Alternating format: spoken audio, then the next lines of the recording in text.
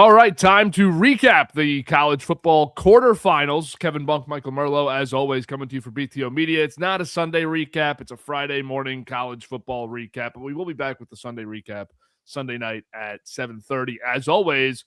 But today we're going to recap this second round of the college football playoff preview, the semifinal, talk a little bit of NFL draft stuff with all of that, and start with the incredible win for Ole Miss last night that I think I was equally as stunned as everybody by it, that Pete Golding was able to come out and pick up that win without Kiffin. What a statement that makes for his program at Ole Miss. And the Rebels do a great job coming back in that game. They went down in the second quarter late, had a terrible finish to the second quarter, and they end up winning the football game. And I don't think there's a bigger winner of the quarterfinal weekend than Trinidad Chambliss, who absolutely put the world on notice. If you haven't watched him all season, it's what he's been doing, but has one of his best games against Georgia. Unbelievable night last night. He was great. He was obviously great against Tulane as well a couple of weeks ago. Yeah, it was shocking. I mean, it is a shocking situation. We know about Lane Kiffin leaving, but we also know how important Lane Kiffin was, especially to that offense, what he did for Trinidad, what he did for the rest of those offensive skill players. And they keep Charlie Weiss, which was massive, who's going over to LSU, but he's still calling plays. But it is still somewhat shocking that they are this effective offensively, and they're able to get a massive win against Georgia, a team that they lost to earlier in the year with Lane Kiffin. So it wasn't the most shocking win of the quarterfinal, but it was certainly up there based on the situation that Ole Miss has been dealing with. Yeah, absolutely. And they might have been a higher seed if Kiffin had stayed. I think that tainted what people expected from them going into the playoff, because this was a great team all year. This was a team that I thought was second best in the SEC all season long. They didn't get into the SEC championship. Alabama did. We'll talk about Alabama in a little bit. Soft as hell. But Ole Miss, man, just an awesome win. The future looks a lot better now, because I think it would have been tough for Golding to sell the next wave of recruits, especially the guys that Kiffin had already committed in the transfer portal to stay at Ole Miss. Why would you stay here? And they win 2 playoff games, 2 more than Kiffin's ever won there. And now it looks a little bit bright and encouraging. Like, it's a place that I would say, okay, they still have it under control here. However, they will lose half of the staff once this season ends, but they'll have to replace him, and I think you can get somebody good in here. No, I think, and the same thing goes for the players, for the coaches. Like, you could sell people on you, and if he is this good, if he is worth it, then I think coaches are going to want to come, and they're going to want to come coach for him. He's got a great track record. He's worked at really great. He worked at Alabama, worked under Nick Saban there for 4 or 5 years. Like, this is a guy that was probably going to get an opportunity elsewhere if Lane Kiffin stayed. So this isn't some nobody that took over. The quick stat on Trinidad Chambliss.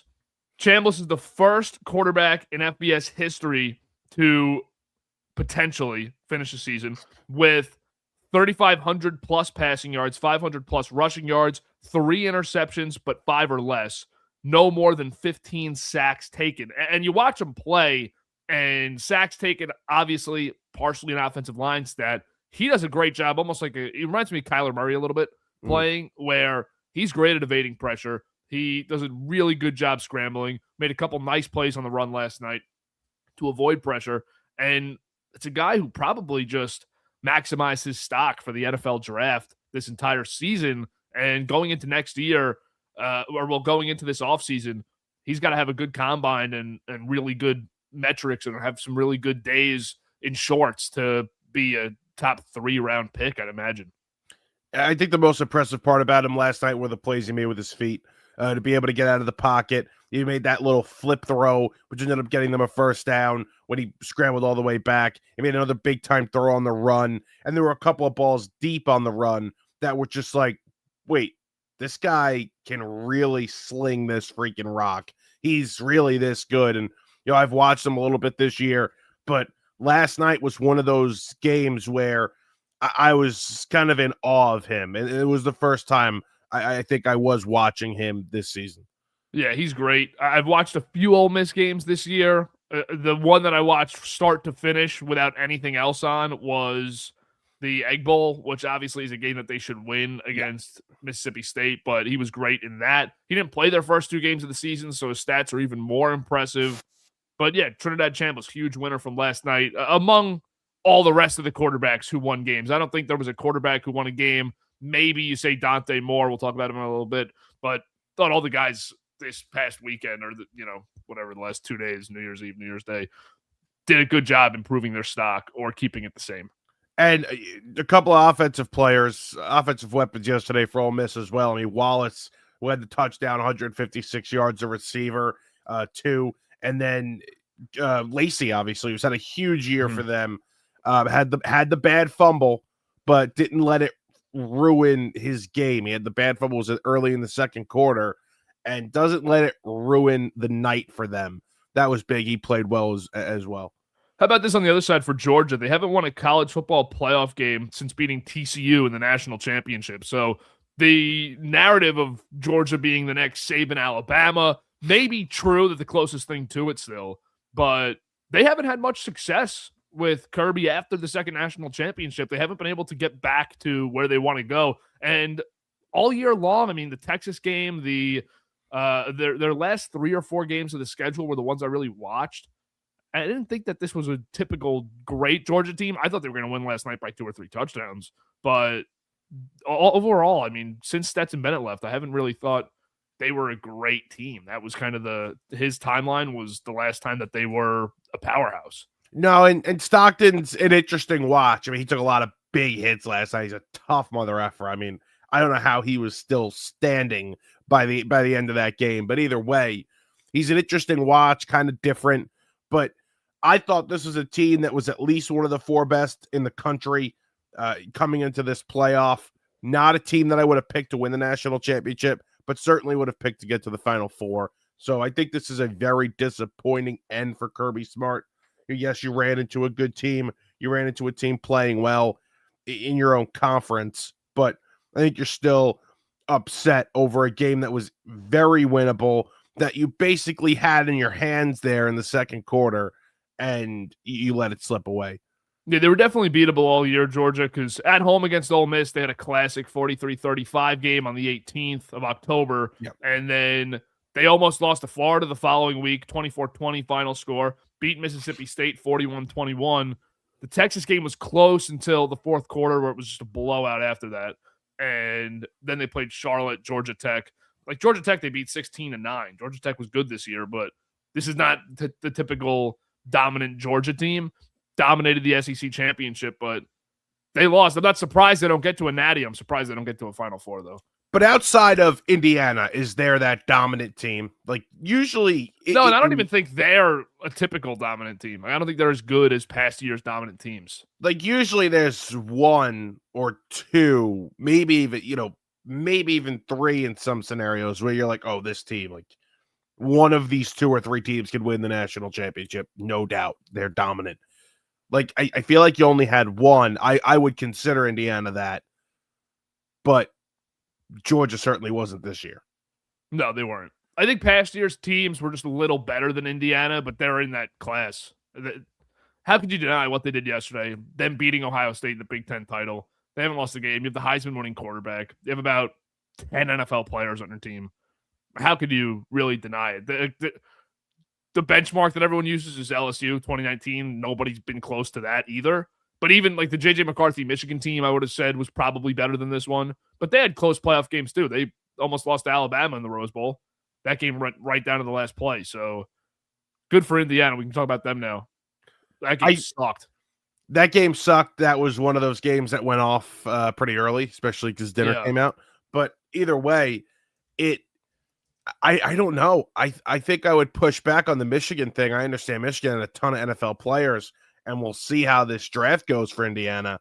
But I think you have a much better college quarterback, like a much better, like in a different class, Mendoza to McCarthy. Like, I think that's a conversation to be had. Which team was better? But they're dominant, and it's not in your face. It's kind of shocking. It doesn't really make any sense, but they're a dominant college football team.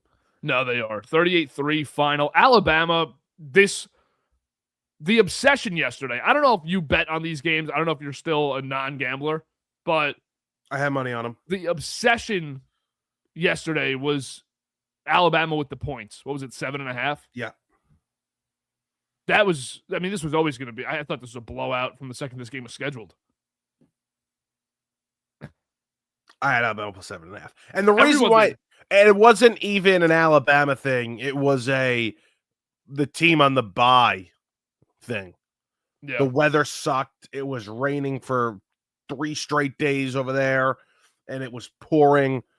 And we took Bama because these teams that had the bye couldn't win football games. And I didn't think Bama was going to win, but I thought it was going to be somewhat of a close game within a touchdown. Obviously not. But yeah, it was big. You had people on the pregame shows, Kevin, picking Alabama to win this football game. Yeah. Well, that's just the SEC bias. I'm an SEC guy when it comes to watching college football. I don't have a dog in the fight at all, but they're my favorite conference to watch by far. They don't win big bowl games anymore. I mean, they haven't the last 5 years. Oh, especially this year. We got to squash the SEC bias. The only team that won a bowl game was Texas against Michigan, who has a coach in prison. Like he's waiting. Their coach is waiting on trial. Was it Blick, Poggi? Yeah. That guy's awesome, but couldn't get the win. Fat. Yeah, can't get the win. I mean, it's incredible. But when talking about Alabama, Indiana, though, one of the bigger Alabama takeaways from me is I think Ty Simpson is a really interesting offseason decision for himself. Do you go to the draft and think you can if he has a good combine, especially if Dante Moore stays, if he has a good combine, he could be a top 25 pick easy. But there's also reason to think he's a day 2 guy who could just fall out of the first round. I didn't think they put enough around him. I didn't think they could run the ball all year. Their offensive line was not very good either. But he's had a couple of games here that were just nothings against really good teams. Yeah, my question would be, how many quarterbacks do you think are going in 2027's draft? Mm-hmm. And if he came back to college, came back to school, and had a good year, I'm not even going to say big, just a good, solid year, what's his ceiling in that draft with, Julian Sayin and Dante Moore if he comes back? Like, what does it look like for him? And Arch, obviously. Yeah, it's tough because you also have to think how many teams in the NFL need quarterbacks right now. Not that many. 2 of them are probably going to get them in this draft. So you're already wiping them off the board for next year. But you could also get lucky and be the 4th or 5th quarterback next year and end up with Pittsburgh or the Rams or, a team that's in playoff contention. Even like Atlanta, you could end up with a team that has a lot around them, probably a good coaching situation, and feel good about it. I don't know. Simpson could get that done in both years. There's no way this year he's a top 10 pick, I don't think. You don't think, let's say Mendoza goes 1, obviously, and the Rams are sitting there at 10 or 11, that the Rams would sit there and say, you know what, this guy is... That would be the team, yeah. This is my future quarterback. He's going to sit a year. Stafford's going to play 1 more year. That would be the team. But again, it's tough because the Rams never pick high enough to get a skill player of that quality in the draft. Stafford might win MVP this year. So do you keep just pouring your resources into winning with Stafford and then worry about quarterback when it comes? I don't know. They're so good drafting in the later rounds where they're able to get starters no matter where they're picking. It's true, so unless they feel that way about quarterback too. And they still have their first round pick. Yeah. Simpson's. What would you do if you were Simpson? One more year at Bama? I would go back. I would go back too. I think he could go back and win the Heisman. Right. I think they could patch up the issues that they had, and he can go back and have a much better season. I mean, if he finished even a little bit better this year, it was a terrible finish for them. I mean, outside of the Oklahoma game, this team, I mean, I during the Oklahoma game when they were down 17-0, I sent off a mass text message saying, I can't believe Alabama got in. They haven't been a playoff team for a month, and they obviously made me eat my words. They came back and beat them, but outside of that one game, they really haven't looked like a playoff team since November. I didn't think they should get in. I thought they were the team of the 3, Notre Dame, Miami, Alabama, that I would have left out, but there was that whole thing that went crazy. You can't punish them for playing in a conference game, in a conference championship game. But the conference championship game is a chance for us to see that BYU and Alabama suck against good teams. And they were lucky to get into that conference championship. They were. They shouldn't have been in that conference championship. I already said it once, but Ole Miss was better. They weren't even a top 2 or 3 team. I think Texas would have beat them by the end of the season. They weren't even a top 2 or 3 team in the SEC when the season ended. I know that's not how it works, but no surprise that I didn't think they were going to get past Oklahoma. No surprise they get bounced here. And the way they got bounced, like it should have been obvious. They got lucky to get past Oklahoma last week. It has been good. It has been good. And Mendoza, your guy Mendoza. It's awesome. He's awesome. First overall. Easy. All the talk about him potentially not being the first overall pick is out the window. I saw a tweet yesterday I forgot to send it to you, from a former NFL scout. And it is a very long tweet. How he's a 4th round talent?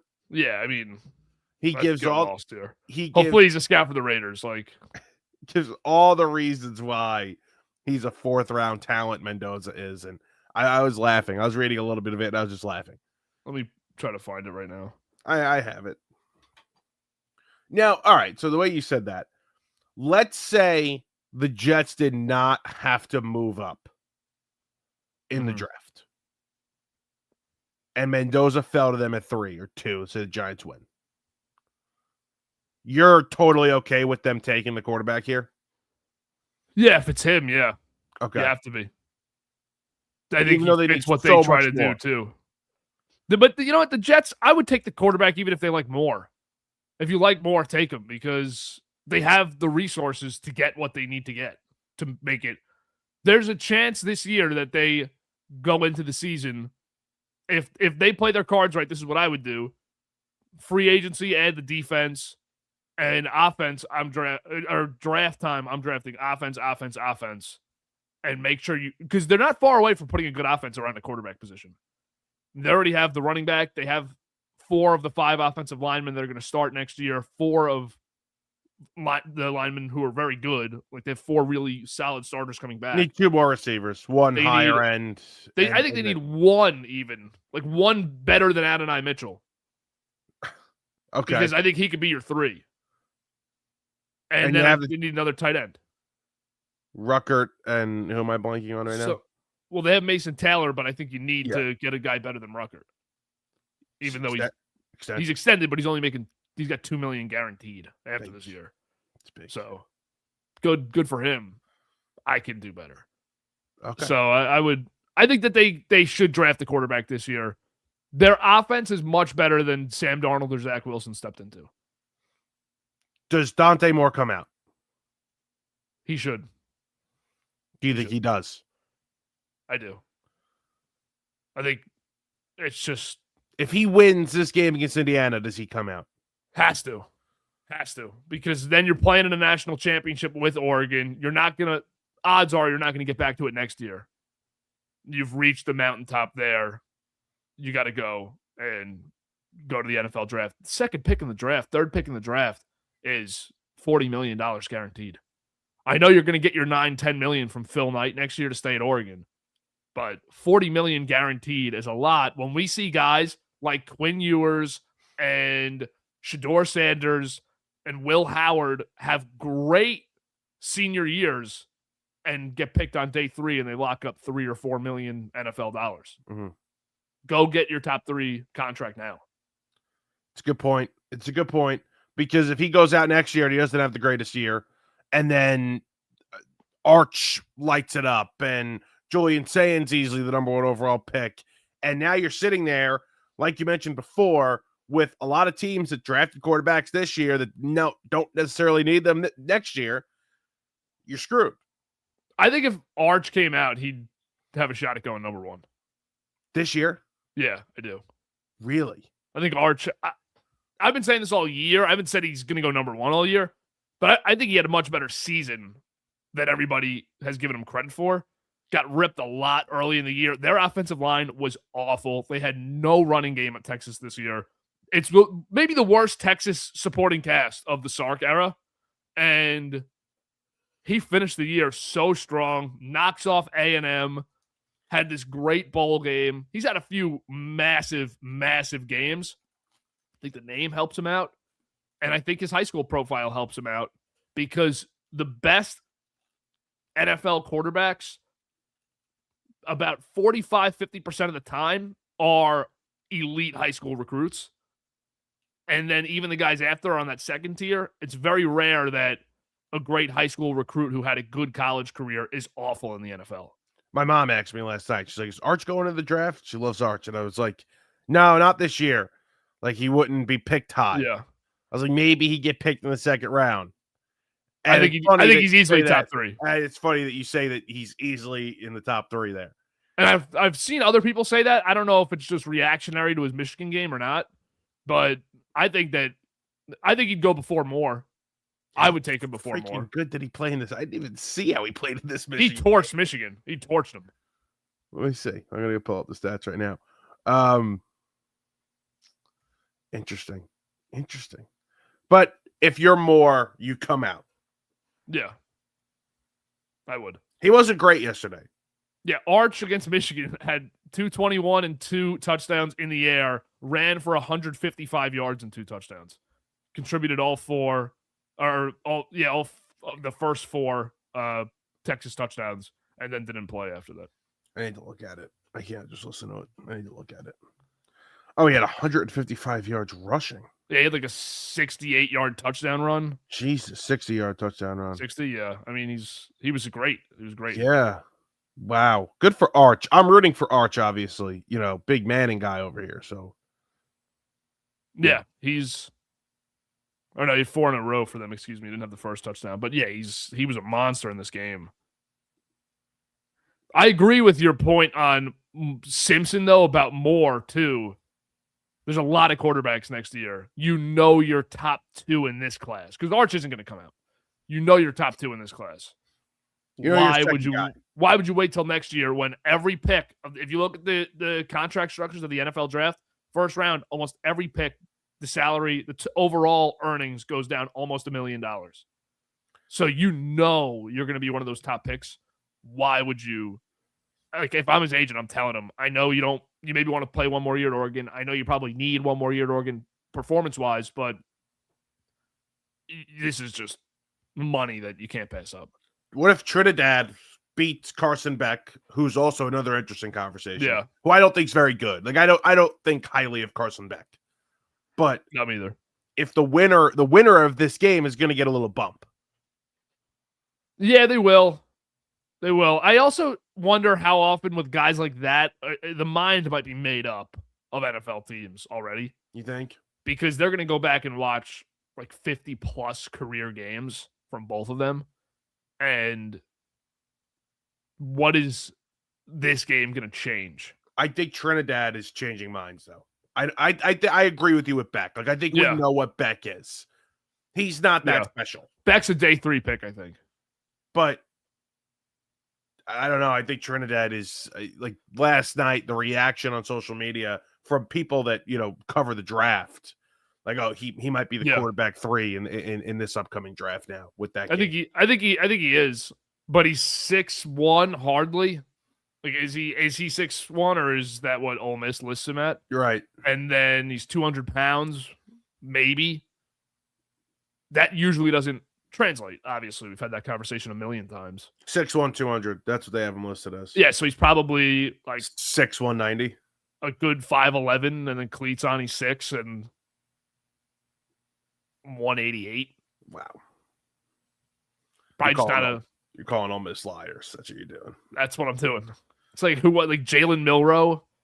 Yeah. Had like the biggest hands in college football last year, and they measured it, and it was like the smallest hands ever at the combine. And then he went to the pro day, and his hands were like an inch bigger. Where is Jalen Milroe right now? Seattle. Right.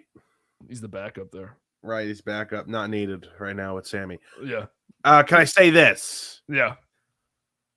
I don't mean any disrespect towards Miami. I don't mean any disrespect towards Ole Miss. Great games, fun games. The national championship is being played in the semifinal, and it's Indiana at Oregon. The winner of that football game with those coaches, with those players, with those defenses, and that many NFL players on both sides, the national championship is the winner. The national champion is the winner of Indiana and Oregon. Yeah, I agree. I will also say, though, to play devil's advocate, I thought Ohio State was better than Oregon. I thought Ohio State was better than all these teams, and Miami smokes them. And I would have thought Georgia could have won the national championship, and Ole Miss beats them. So I don't know. I mean, what's cool about this is I think you have 4 teams that can play with each other. Mm-hmm. And it's 4 programs that have not won. The earliest win, the most recent win of these 4 teams is Miami in 2001. Before that, nobody's even won since like 1970. So I think Ole Miss were co-champions in 1970. So for these teams to be here is really cool. I would be shocked if Indiana lost to Oregon. I just don't think that Oregon can beat them at all. I know they came close in the regular season. That defense was great yesterday, and I understand great, Tech, is not this juggernaut on offense, but they were great. And I'll tell you this, it's tough to beat a team like that twice in a season. It scares the hell out of me that Indiana already beat them. It does. And Mendoza said that right after the game yesterday. Said it's going to be really. They asked him about playing Oregon again. He said it's really tough to beat a good team twice, and that's what we're going to have to try to do. But then it's just tough to beat Indiana once, evidently, because they haven't lost yet. Yeah, well, they've only lost, twice in the last 2 years. So, yeah, can we talk a second about is what CURT CIGNETTI has done at Indiana? Like, is this the best? Oh, I gotta read you something. So Peter Schrager last night, he posts on Twitter, what is like the greatest comparison to what CIGNETTI has done at Indiana? So you actually have a couple of like good replies. You got 324 replies, and like Scott Hansen tweets out Tony Dungy with the Bucks. They were the worst franchise in American sports, but it took them a couple of extra years, but he got them where they had to be. All right, that's great. Then you have a couple of other like college comparisons, and then you get to Clint Ward on Twitter. Probably Jesus coming back from the dead. That was his comparison to what CURT CIGNETTI has done here in Indiana. I don't know if I could think of a sports turnaround nearly as good as CURT CIGNETTI's. Yeah, I don't know. I like as fast as it's happened. I think that's the tough part. Yeah, they are the 5-decade-long doormat of the Big Ten. And he comes in and within the first 2 years has 2 playoff appearances, a top seed, a Big Ten championship, a Heisman winning quarterback. Right now they're undefeated and they're a heavy favorite to win the national championship with 4 teams left. I didn't know that Indiana had the most losses in Division I history. I mean, I think they still do actually, but I didn't know they had the most losses in Division I history. Unbelievable. You're taking the Cleveland Browns and turning them into like the Brady Patriots without the championship yet, but you've turned the worst program into the best. It's incredible. It's actually incredible. And like they're just again, there's names, and if you love college football, there's names but outside of Mendoza, that the casual college football fan doesn't know any of these guys, and yet they're a lot of them are going to be NFL players in a few months. It's just they haven't even like marketed themselves. No. They just win, which is the best way to do it, I guess. And but both of these receivers are NFL players, like top 50 picks. The half of the defensive front is going to go in the top 80, and half of the secondary is going to go high. And they have backs. Great linebackers. They have 2 backs, by the way. Yeah, I mean, this team is loaded. And they have my buddy was telling me a few months ago, like when CIGNETTI kind of flirted, not really flirted, but it was floated of Penn State, like the idea of Penn State. And he said to me, he goes, Indiana has more money than Penn State to spend on NIL. And I think we had spoke about this, which was kind of shocking to me. So you have that mixed with how great of a coach he is, and he sells you on, we are going to get you ready for the NFL. Like, our goal is to, win championships, but get you ready to be an NFL player. Yeah. And they have 9 projected draft prospects. Fernando Mendoza, Elijah Surratt, Omar Cooper Jr. Those are obviously quarterback and both receivers. And then you have at corner, D'Angelo Pons, Mikhail Kamara, defensive end, Pat Coogan, the center, Roman Emby, the running back, who's a stud, and Zach Mikhalski at offensive tackle, also EJ Williams Jr. So 3 wide receivers, but Williams is probably a 7th-round pick. They have, just to your point about the budget, have you ever heard him talk about, it was on 60 Minutes, did you come with a chip on your shoulder? What were the challenges at Indiana? And he said when they offered him at a JMU, it wasn't just a slam dunk. He was going to go take a Big Ten job because JMU is such a good job. Yeah. And he was saying that they were so committed to making this football program elite and getting it out of the gutter financially. And they're one of the schools that understood how to take advantage of NIL instead of complaining about it and bitching about it. And they knew they could capitalize on this and you could ruin you could wipe the entire stigma of your program to a recruit with a check. You really can. And they understood how to do that, who to give them to, and what coach to hire to lead it. And he was totally on board with it. And he said he didn't have a chip on his shoulder until he got there. And the entire sentiment on campus while he was trying to market the football program, like they were so bad when he got there, he had to try and get students to buy tickets to games, that he said the chip on his shoulder came when the feeling in the entire community was, you can't do anything here. You have no chance. This is just not a place where you win football games. And he said, that's unacceptable. I don't accept that as a reality, as a possibility that you can't come here and win. And now they have as high an NIL budget as anyone except Oregon. They are the best team in the country. They play them in the semifinal. What a big win that would be for Indiana to get. Every win for them, they're still at that stage where every win for them is massive. Yep.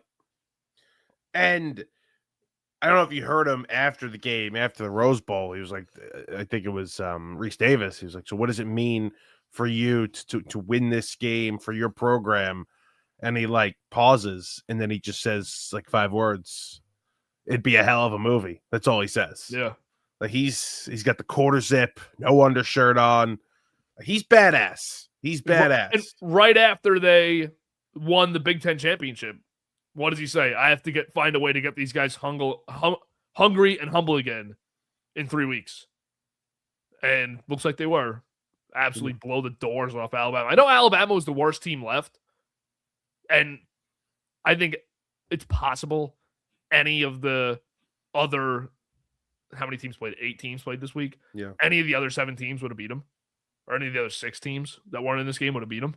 I think that's a very possible reality. But for them to just do it against the poster child of college football, poetic. Felt like a passing of the torch. I don't know if you heard Cignetti yesterday or a couple of days ago. He had first gotten to Pasadena and he's doing a press conference and they're talking about, just how the name Alabama, this and that, like how big it is. And they asked him, like, are your guys nervous? Like, are you ready to play against this program? And he looks at him with a straight face and goes, well, we've watched the tape, so we know what they are on tape. And when you watch it again after knowing they beat them by 40 or whatever it was, 35, it's like he knew then that this team wasn't good. Mm-hmm. He knew his team was going to absolutely blow the doors off of them in that moment, because the way he said, well, we watched the tape, we know what kind of team they are. It's no secret what kind of team they are. What a great win. I'm pumped for them. I'm too. They're so easy to root for. Yeah. Easiest team to root for. I mean, I think all 4 teams are very easy to root for, but one of the easiest 1 seeds to root for in recent memory. How about the Oregon-Texas Tech game? Yeah. At that. Just a defensive masterclass. Both ways. 23 points for Oregon, but Texas Tech was great. 2 touchdowns for the Ducks, but they don't get that second one until like 20 seconds left at the goal line when that game was over. And one of them was handed to them because he fumbled, and then the DN returned it to the 5-yard line. So you really want to take another touchdown away for Texas Tech's defense. That's completely fine. In my book, it's 9 points that they allowed. Texas Tech's defense was unbelievable. They have so many first-round picks on that front seven there. Yeah, best defense in college football this year. And their offense couldn't do anything. Their offense this was one of the worst offensive games I've ever seen in a big game. Fumble after fumble after fumble, interception after interception. Oregon did whatever they want. How about the game from a guy that wasn't really on my radar is Mateo Uyunglele. I guess I'm assuming the brother of DJ Uyunglele, who obviously bust Clemson quarterback and Oregon State and everywhere else. This kid was a monster yesterday. Yep. He's the one that had the big strip sack, and it might have been even called an interception. Whatever it was, he pinned it against the quarterback's back and then returned it, fumbled it himself, but recovered it. He was great. And how about that true freshman corner with the 2 picks and the fumble recovery? Just a crazy, crazy defense. That throw that he made, the quarterback for Texas Tech, where he did not see the corner, I'm blanking on his name. He just throws the corner out in the end zone. Yeah. I mean, that was disgusting. Disgusting. And it's not all on the quarterback. I don't want to just lay into him for it, but that's got to be so frustrating because he had an awful game. He had a horrible game. I mean, you look at who's responsible for this loss, he's close to the top of the list. And just some of the plays he made that he hasn't made all season long. If you're a receiver, you got to be banging your head on the bench when you get back to the sideline at just their inability to do anything, and it's totally out of your control. He had negative 32 yards rushing. Oh, man. I mean, the left side of their offensive line got hounded all day, too. I don't know how they even show up to film today or tomorrow. There was one play where they just weren't even ready for the snap, and then the left tackle blocks his own guy. Yeah, it was late, and then it was awful. Just gets crushed. We were hysterically laughing watching that. It was a joke. It was that much. It was that bad. It was that bad. So, 2 of 3 games yesterday that just were unwatchable because, I mean, it's 6-0 late in the first half. That almost felt like an insurmountable lead for Oregon. Yeah, I mean, this is the way their defense was playing. Their defense was so lights out. Had Oregon, by the way. Nice. Because I think you've probably watched him less than I have. Not that I've watched him. I watched every snap, but Dante Moore opinions after yesterday for you? Because I see a lot of people are not high on him that have only watched yesterday. People who admittedly were like, only watched today's game, don't love him. Yeah, I mean, I wasn't overly impressed with him yesterday. And again, I've watched him a little bit, not a lot this year. But, I think it's clear that he should go back. Like you mentioned before, he could come out because it's better for, his wallet. Mm-hmm. But if we're just going based on development, he should go back another year. He's one of the few guys that I would even maybe advise, and by all accounts, he's a great guy and real soft-spoken, awesome straight shooter, leader, everything's buttoned up. But he's almost a guy, if I was his agent, I'd be like, you got to tank the interviews with the Jets and Browns. And we got to get you to the Rams. Because I think he needs to you want that top 10 contract, top 15 contract, something $36 million plus. But if he sat for a year with the Rams and then went in, I mean, greatest situation ever. Yeah. Going to throw to Puka Nacua and probably not Devontae at that point. I think he'd be awful with the Jets and Browns. I think it would be another story of their quarterback history. And the Jets and Browns, I think, have to realize he has to sit a year. He has to sit a year, even if he goes to the Jets, where he would be the best quarterback on the roster. Has to sit a year. Yeah, I just don't think he's fire. I don't know who's going to be the Browns coach next year. It sounds like Stefanski's going to get dumped, but I don't know if he suits either team's play style either. The Jets, they're running this whole pocket pass offense. It's like Fields was putting a square block in a circle hole. I mean, it just was never going to work. I don't know if Dante Moore is built for that either. It's unfortunately for the Jets, the perfect quarterback for them is Mendoza, but they're not getting him. Yeah. Well, what if the Raiders fall in love with Dante Moore? I'd be shocked. There's no chance. Because that's taking Trayvon Walker over Aiden Hutchinson, but quarterback version, what you're going to get ripped for even more. Yeah, but the Raiders, would it shock you if they keep this regime, if Brady's still there?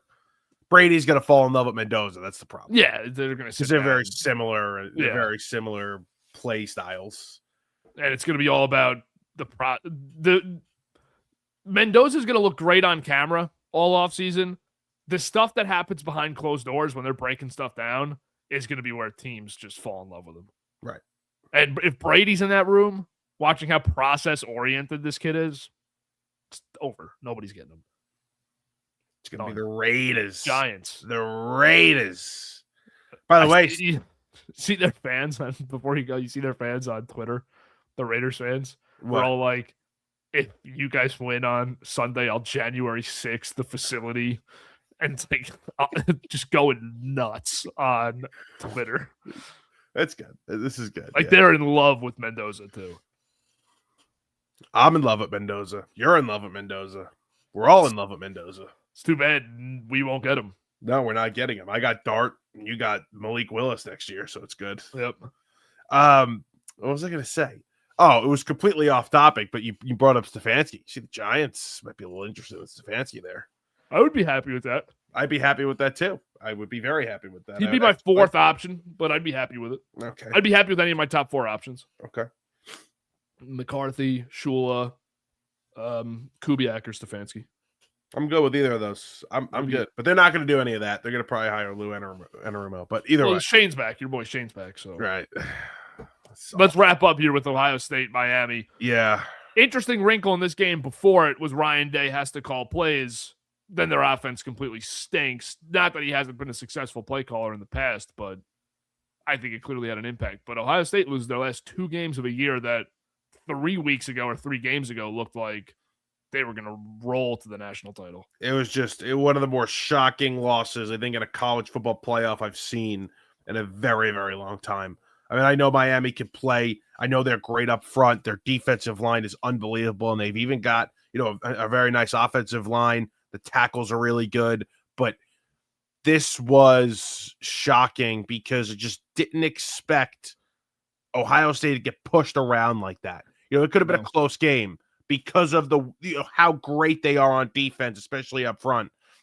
All right, it's a close game late, but for Ohio State to basically get dominated in this game, I mean, it was shocking. Yeah, it's puzzling. I don't know what went wrong here because I had 2 months ago compared them to that 2019 LSU team. And I never said that I thought they would beat them in a game. That got totally misconstrued by everybody. How's that video doing right now? Oh, I don't know. I haven't checked it. But that was not the take. The take is that they have as much NFL talent. And they do. I mean, I stand by that. Because if you look at I'm going to pull it up right now, their prospect ranks for the NFL draft and for the 27 NFL draft, it's ridiculous. This year is not even their strong year. Of this core, the strong year for them is 2027. Okay. Caleb Downs is the second-ranked player in the draft. Okay. Carnell Tate is 13. Arvell Reese is 14. And these are, loose rankings. But Arvell Reese is 14. So no matter what, I would agree they have 3 top 15 players in this draft. Okay. Caden McDonald, 30th. Sonny Styles, 39th. I think Sonny Styles is a top 15 player. Max Clare, 62nd, the tight end. Then you go down the list. They have 1, 2, 3, 4, 5, 6, 7, 8, 9, 10, 11 more players that are projected to be drafted in the top 4 rounds. Jesus. Or the top 5 rounds, it would be. Jesus. That is one of the most loaded NFL talent teams in recent history, probably of all time. And then you look at them in 27, and the 5 best players on their team are in that draft. The easy right now, if we had to predict the first and second overall picks, I think we'd say it's Sayin and Jeremiah Smith, Probably.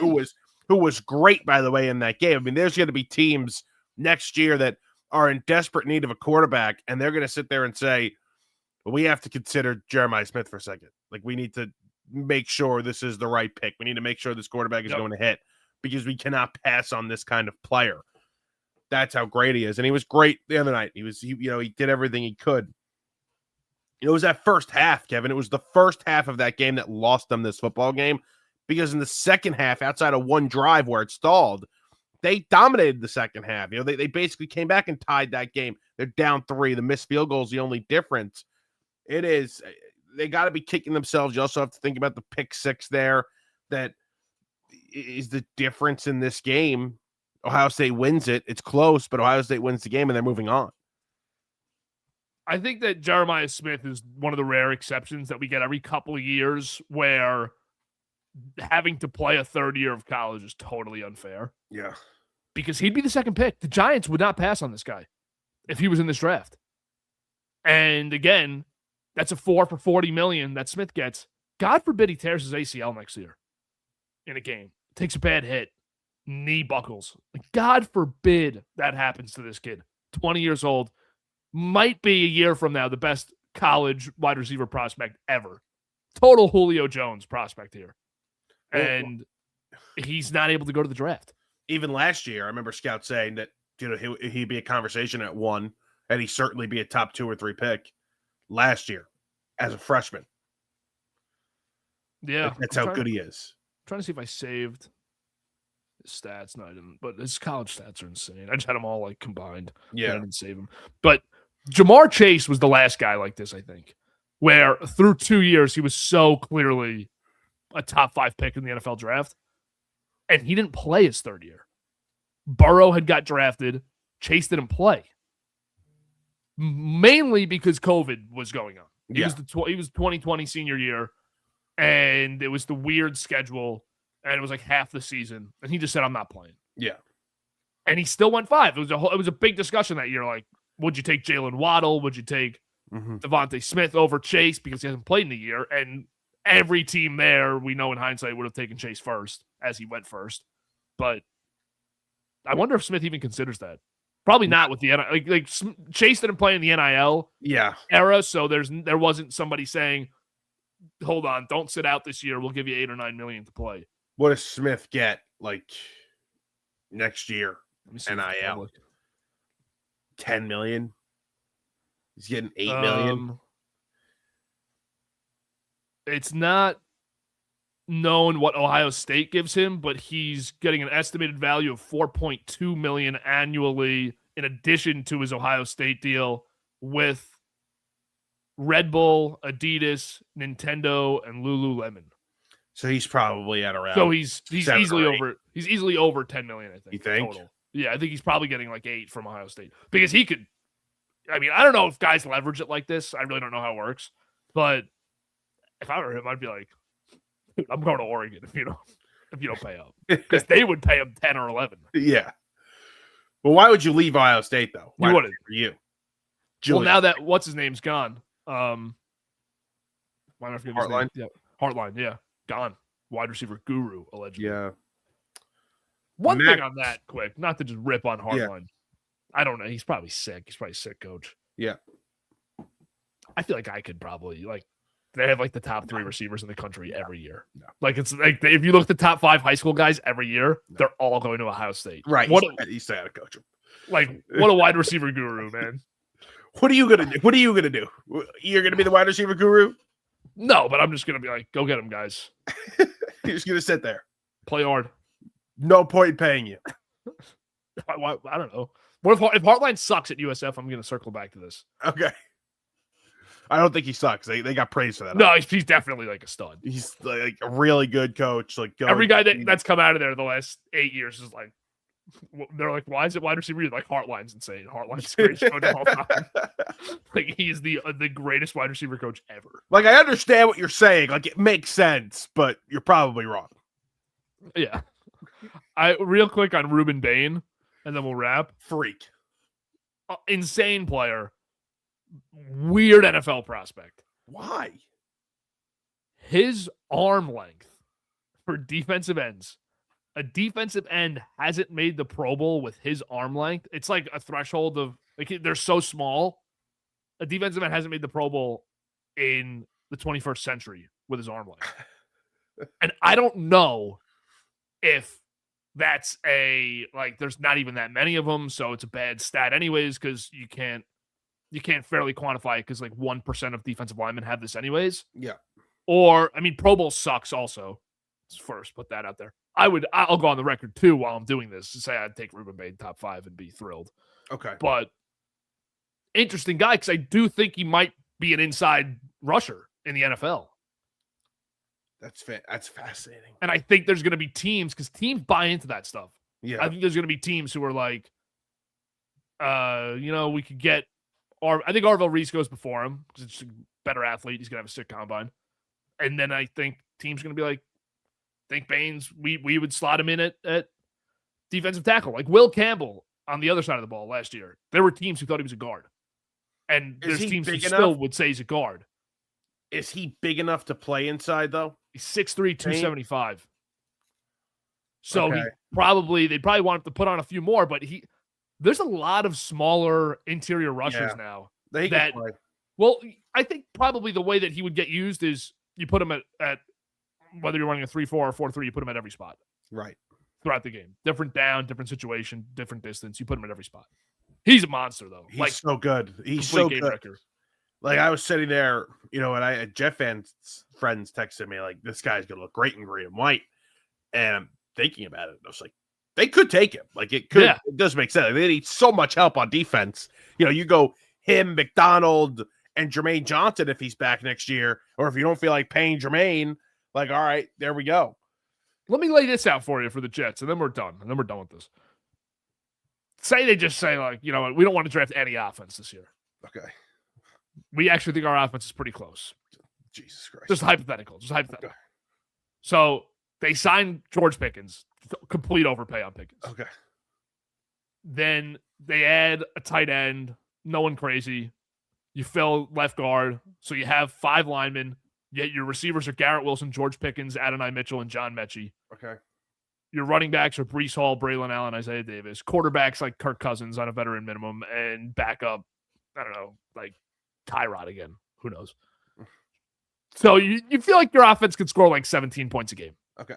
With that group, which is a huge improvement from this year. Huge improvement. And then you just say, I'm taking Caleb Downs or Ruben Bain at 3.